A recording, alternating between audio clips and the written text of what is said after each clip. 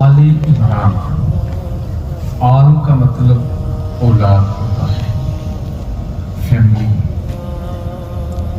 और इमरान मुफस्सिरीन ने लिखा है कि यहाँ दो में से कोई एक शख्स मुराद है, या तो हज़रत मूसा अलैहिस्सलाम के वालिद साहब का नाम इमरान था, या वो मुराद है, और उनकी आल फिर आगे हज़रत मूसा अलैहिस्सलाम, हज़रत हारून और बाकी जितनी आगे आल औलाद उनकी होगी वो मुराद है। या फिर यहाँ हज़रत मरियम अलैहिस्सलाम के वालिद गिरामी का नाम इमरान था। अगर ये मुराद हैं तो फिर हज़रत मरियम, हज़रत ईसा और ये सारी फैमिली यहाँ पे मुराद होगी।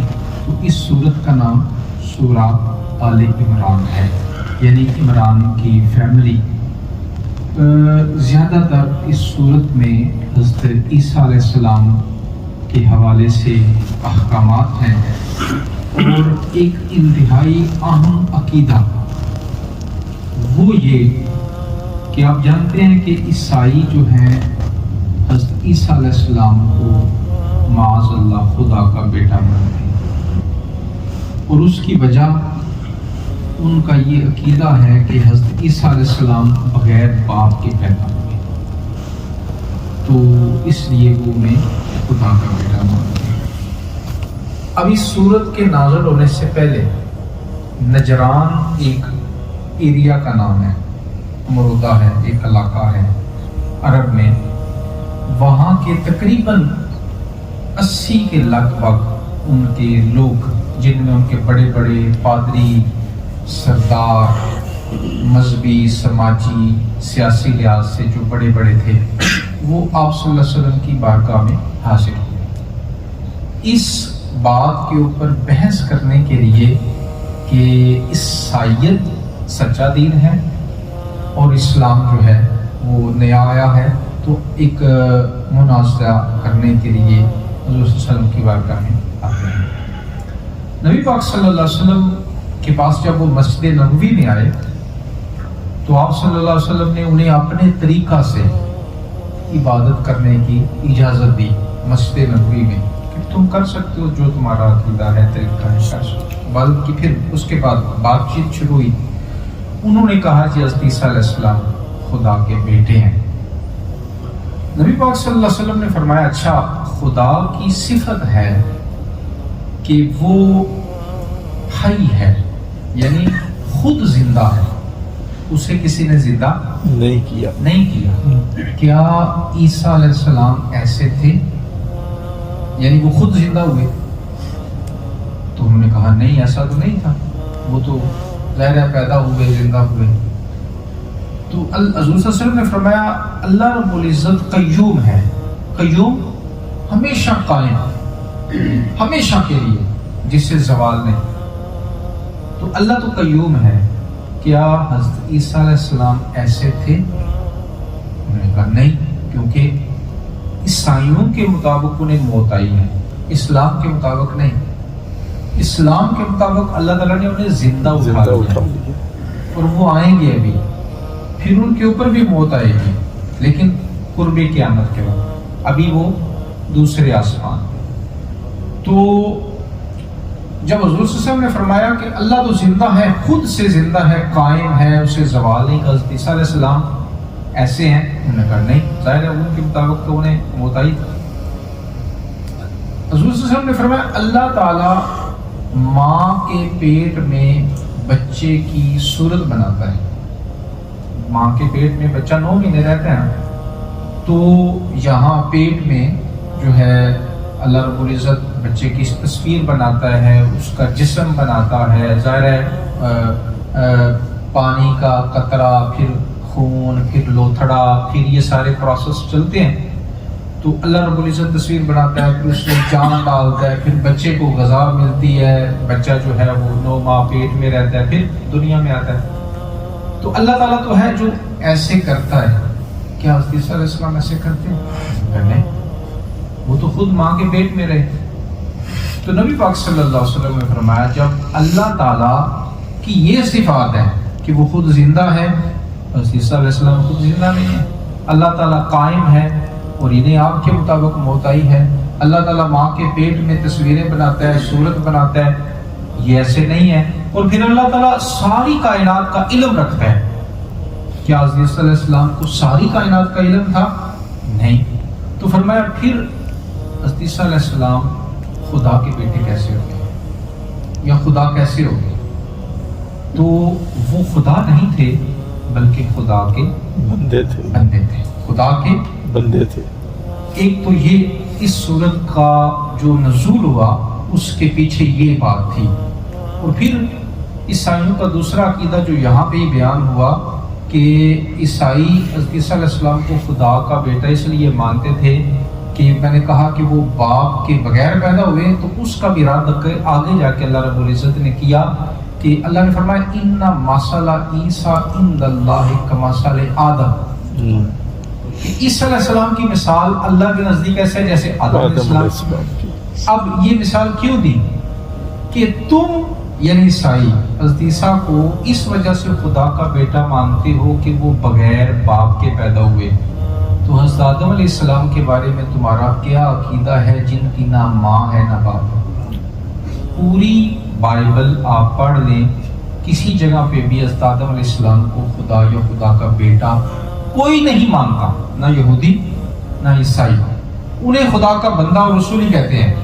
تو اگر یہ وجہ ہوتی، یہ گرون ہوتی کہ باپ کے بغیر پیدا ہوئے ہیں، تو پھر تو پہلے انہیں ماننا چاہیے تھا خدا جن کی نہ ماں ہے نہ باپ ہے۔ اگر وہ خدا نہیں یا خدا کے بیٹے نہیں تو ڈیفینیٹلی حضرت عیسیٰ بھی خدا یا خدا کے بیٹے نہیں ہیں۔ تو اس صورت میں اللہ رب العزت نے یہ عقائد جو ہیں بڑے تفصیل کے ساتھ بیان فرمائی، اور حضور صلی اللہ علیہ وسلم نے بھی ان لوگوں کے ساتھ جو ہے وہ مناظرہ فرمایا اور ان کے ساتھ یہ مکالمہ فرمایا جن کا ان کے پاس کوئی جواب نہیں تھا۔ تو یہ تو ایک میں نے مختصر عرض کیا۔ دو مسئلے آج میں یہ تفصیل کی بجائے میں دو مسئلے یہاں پہ آج میں بیان کرنا چاہتا ہوں۔ جو ایک تو طارق صاحب نے مجھ سے کل پوچھا، پرسوں یہ معاملہ ہوا یہ کہ مفتی صاحب کی بلا نے وطر پڑھائے تو دوسری رکعت کے بعد بیٹھنا تھا، ظاہر ہم تو سارے بیٹھے، تو ہماری کچھ مائیں بہنیں ڈائریکٹ قیام کی طرف چلی گئی، یہی تھا۔ تو اب ان کا کیا بنا، وطر ہو گئے کہ نہیں ہوئے؟ پہلی بات تو یہ سن لیں کہ اگر بندہ اکیلے پڑھ رہا ہو، کسی طرح بھی واجب رہ جائے، یہ جو درمیان میں رکعت بیٹھنا تھا، یہ تشہد پہلا، یہ واجب ہے۔ اب یہ اکیلا بندہ پڑھ رہا ہے، نہیں بیٹھا، تیسری کے لیے کھڑا ہو گیا، تو پھر واپس نہ جائے، آگے چلتا جائے، اگلی دو رکعتیں یا ایک جو جتنی رہتی ہیں وہ پڑھے، اور آخر پہ سجدہ صاحب کر لے، اس کی نماز ہو جائے۔ اب ہیں امام صاحب کے پیچھے، اور ظاہر ہے ہم نے تو سن بھی لیا، دیکھ بھی لیتے ہیں، تو بیٹھ گئے۔ اب وہ اوپر کی منزل پہ پتہ نہیں چلا تو تیسری رکعت پہ چلے گی۔ اس کی دو صورتیں ہیں، ایک یہ کہ چونکہ یہ جو وطر ہوتے ہیں ان میں اونچی آواز سے تیسری رکعت میں بھی قرات ہوتی ہے، تو قرات سن کے وہ واپس آ جائیں، کیونکہ امام کے پیچھے ہیں، تو وہ قرات سن کے بیسٹ صورت تو یہ ہے کہ واپس آ جائیں، یعنی عطیات میں نہیں آئیں تو پھر قیام میں ہی رہیں، آگے نہ پھر چلتے جائیں، قیام میں رہیں۔ جب مفتی صاحب یا جو بھی پڑھا رہے ہیں وہ اوپر جب کھڑے ہوں گے، تیسرے رکعت شروع ہوں گے، پھر ادھر ان کے ساتھ شامل ہو جائیں گے۔ امام کے پیچھے اگر کسی سے غلطی ہو جائے تو اس کے اوپر سجدہ صاحب نہیں ہے۔ امام کے پیچھے غلطی ہو جائے تو سجدہ صاحب نہیں ہے۔ اگر امام صاحب سے غلطی ہو جائے، پچھلوں کے سے کوئی غلطی نہ ہو، امام صاحب اگر سجدہ صاحب نکالیں گے تو وہ سب کے اوپر ضروری ہوگا، وہ سب کے اوپر ضروری۔ مسئلہ کلیئر ہو گیا جی۔ ایسے ہی ایک مسئلہ اور بتاؤں، اگر امام صاحب نے یہی وطر پڑھ رہے ہیں اور تیسری رکعت میں ہم کیا پڑھتے ہیں، سورت فاتحہ شریف، سورت، اور اس کے بعد دعائے قنوت، امام صاحب بھول جاتے ہیں، اور وہ دعائے قنوت واجب ہے، یہ پڑھنا کیا ہے، واجب ہے۔ دعائے قنوت پڑھنے کے بجائے وہ چلے جاتے ہیں رکوع میں، تو مقتدی کیا کرے؟ دعائے قنوت پڑھیں گے یا رکوع میں جائیں گے؟ تو مقتدی جو ہے وہ دعائے قنوت نہیں پڑھیں گے بلکہ امام کے پیچھے، کیونکہ وہ پیچھے امام کے کیا ہے؟ پیچھے امام، وہ اپنی قنوت نہیں پڑھیں گے۔ اگر وہ فالو نہیں کریں گے اور امام صاحب رکوع چلے گئے، رکوع سے اٹھ گئے، تو ان کی نماز ختم، ان کی نماز، کیونکہ انہوں نے پوری ایک جو ہے نا حصہ یعنی رکوع والا انہوں نے فالو ہی نہیں کیا، وہ فالو سے نکل گئے، اقتداء سے نکل گئے، تو ان کی وہ نئے سرے سے پڑھنا پڑے گی، ٹھیک ہے؟ تو اگر امام صاحب چلے گئے رکوع میں، دعائے قنوت مس ہوگی، بھول گئے، تو انہیں بھی چاہیے کہ وہ چلے جائیں پیچھے اور پھر آخر پہ اکٹھے جو ہے وہ کیا ہے سجدہ سہو کریں گے اور نماز ٹھیک ہو جائے گی۔ ایک مسئلہ تو یہ تھا۔ دوسرا مسئلہ، امام صاحب کے پیچھے سب سے زیادہ ثواب ہے پیچھے کھڑے ہونے والے، جو پہلی صف ہے نا، پہلی صف سب سے زیادہ ثواب ہے پہلی صف کا امام صاحب کے پیچھے، اور امام صاحب کے پیچھے پہلی صف میں سب سے زیادہ ثواب ہے جو بالکل پیچھے کھڑے ہو۔ پیچھے کھڑے ہونے والا وہ ہونا چاہیے جو اگر کوئی مسئلہ ہو تو پیچھے سے وہ آگے ہو کے جماعت پوری کرا سکے۔ دو رکھتے ہیں ہوں امام صاحب کے ساتھ کوئی پرابلم ہو جاتی ہے اور وہ پیچھے ہٹنا پڑ جاتا ہے انہیں، تو پیچھے والا بندہ اتنا ہو کہ وہ آگے بڑھ کے نماز کو مکمل کرا سکے، سب سے زیادہ ثواب تو وہ ہے۔ پھر ان کے دائیں طرف، ٹھیک ہے جی، جو دائیں طرف ہیں وہ، اب یہاں پہ ہے، اب دائیں طرف کا ثواب ہے، اس کا مطلب سارے دائیں طرف کھڑے ہوتے جائیں؟ نہیں، حدیث شریف میں آتا ہے، روایت میں آتا ہے کہ جو بندہ بعد میں آئے وہ دیکھے کہ کس سائڈ پہ بندے تھوڑے ہیں، جس سائڈ پہ بندے تھوڑے ہوں ادھر کھڑا ہو۔ اگر وہ یہ چیز ذہن میں نیت رکھ کے صف کو کہ صف برابر رہے دونوں طرف، یہ نیت رکھ کے وہ چاہے بائیں طرف ویسرے بھی کھڑا ہوگا اس سے زیادہ ثواب ملے گا، کیونکہ صف کو دونوں سائڈوں سے برابر رکھنا یہ اہم ہے۔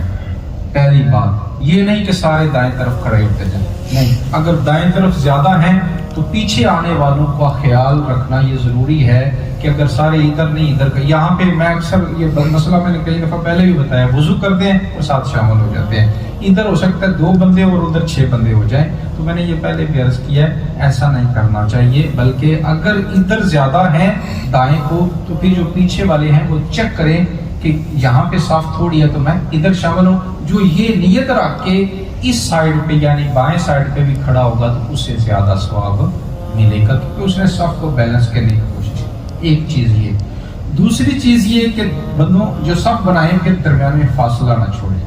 اب صورت یہ ہے اگلی صف میں ایک بندے کی جگہ ہے، بندے ہیں 2، تو کیا کریں؟ آگے ایک کی جگہ ہے، بندے 2 ہیں، تو پھر وہ ایک جو ہے وہ آگے نہ کھڑا ہو، پیچھے 2 کھڑے، پیچھے 2 کھڑے ہوں، اور 2 کہاں کھڑے ہوں؟ کارنر میں نہیں کھڑے ہونا، درمیان میں کہاں کھڑے ہونا ہے؟ امام صاحب یہ ضرور دھیان رکھا کریں کہ جو پیچھے والے ہوتے ہیں نا درمیان میں جگہ خالی ہوتی ہے اور وہ سائڈوں پہ کھڑے ہو جاتے ہیں، چاہے وہ کرسیوں والے ہیں یا چاہے جو، اگر بندے اور نہیں ہیں تو درمیان سے پیچھے والی صف، جیسے ہم اگلی صف درمیان سے شروع کرتے ہیں نا، ایسے پچھلی صف کی جو ہے وہ درمیان سے شروع کرنی چاہیے۔ اللہ تعالیٰ عمل